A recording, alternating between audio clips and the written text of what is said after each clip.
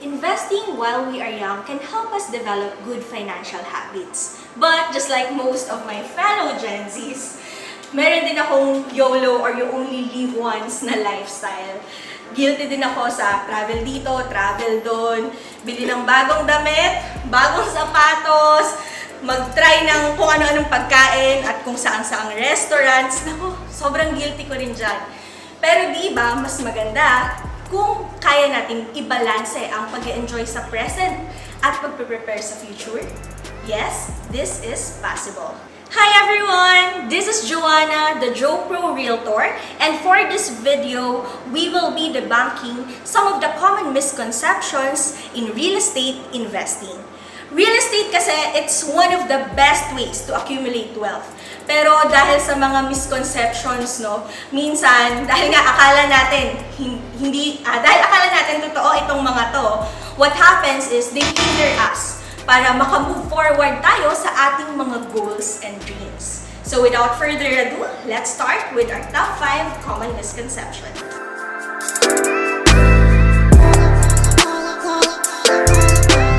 Real estate is only for the rich. Karamihan sa atin, kapag narinig yung real estate, automatically ina-associate natin sa real estate equals rich people.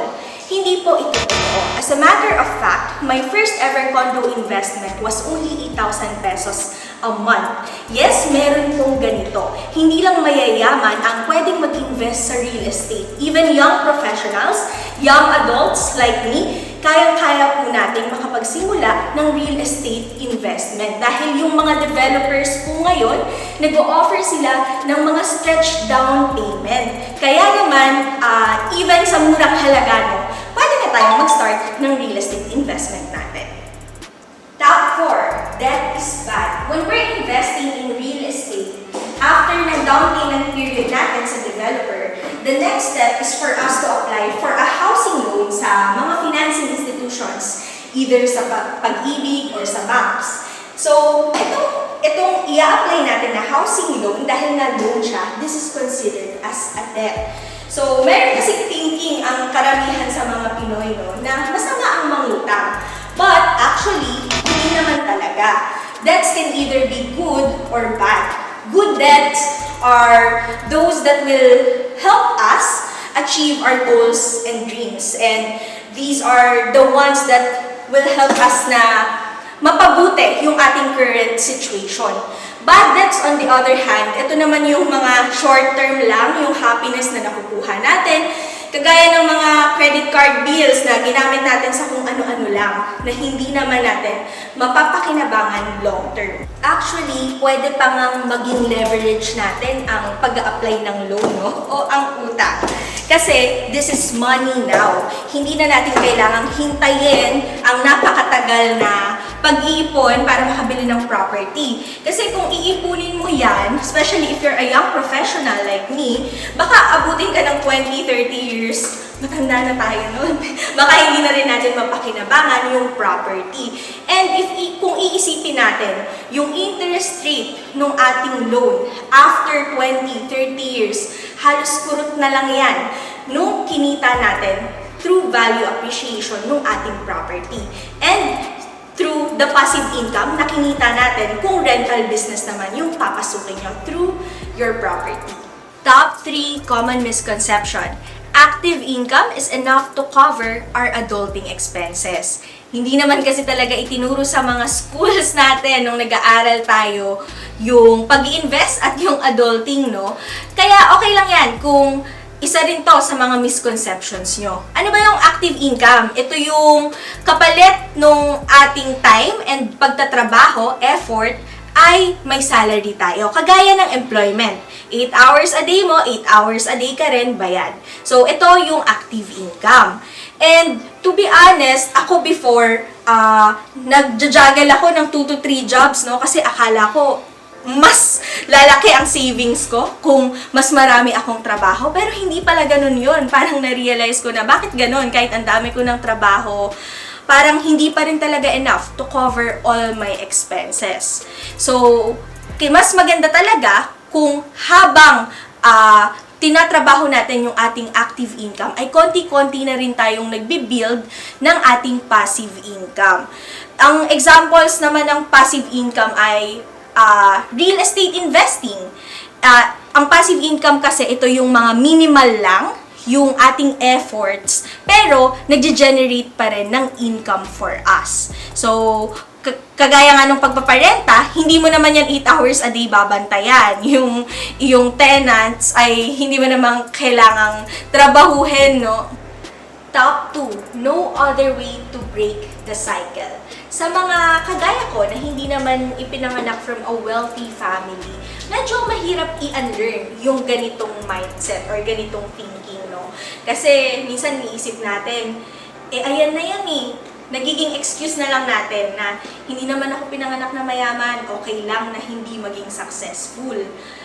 Pero, kung isipin natin, may mga business tycoons na naging successful kahit hindi naman sila ipinanganak na mayaman. Kagaya ni Henry C., Go Hong Wei, Mariano Kay, at napakarami pang iba actually. And kung kaya nila, hindi ba ibig sabihin nun, kaya rin natin? What we feed our minds is very important. Dahil yung mga thoughts natin, they dictate our feelings, and our feelings dictate our actions, and our actions dictate the results. Kaya naman, we have to believe that we can achieve success before we can actually achieve success. It all starts with how we think about ourselves. And our top 1 common misconception, instant wealth is possible. Nowadays, fast-paced na ang lifestyle ng karamihan sa atin, lalo na yung mga Gen Zs at Millennials. Napakahilig natin sa instant dahil dyan. Instant food, guilty din ako dyan, no? Pero pagdating sa wealth accumulation, wala pong instant. Hindi po ito possible. Talagang mag-i-start muna tayo sa maliit.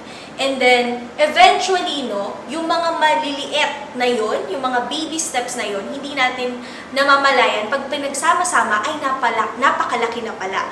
For example, sa real estate investing, kung ano lang yung afford mo munang property as of the moment, dun ka muna magsimula. Yun muna yung bilhin mo. Hindi mo kailangan na bilhin agad yung dream property mo or magkaroon agad ng mamahaling property.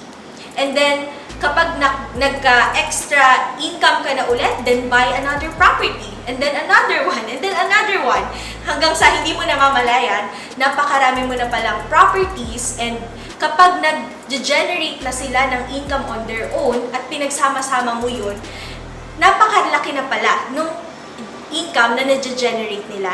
To the point na kaya mo nang bilhin yung iyong dream property or ma-achieve yung goal na, for example, you want to travel or you want to buy kung ano man yan na hindi mo in-expect before na kakayanin mo palang bilhin. So, just start. Start with whatever you can. Just, the important thing is you start now. If you're feeling stuck in your current situation, na you're living the YOLO lifestyle, pero kung titignan mo deeply, and marirealize mo na, bakit ganun? Parang hindi ako nag-move forward. Parang puro short term lang yung mga happiness na nakukuha ko from this kind of lifestyle. Maybe it's time to reassess yourself and to reflect.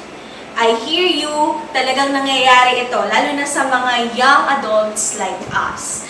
And what we can do is to open our eyes sa mga opportunities na nasa paligid dahil napakarami niyan. We just have to be open for new things. And malay nyo, yung mga opportunities na yan na nasa harapan nyo pala, yung makakapagpabago ng inyong buhay. If you think real estate can be a good opportunity for you and gusto mo siyang i-explore, I am here to help you. You can send me a message and I will be glad to guide you throughout the process para makapag-start din kayo ng real estate investment nyo. And if you want more content like this about adulting, investing, real estate, Marami pa tayong mga projects na i-feature rin dito sa South. Don't forget to subscribe to my YouTube channel and click the notification bell for more updates. Again, this is Joanna, the Joe Pro Realtor, because you only deserve a pro.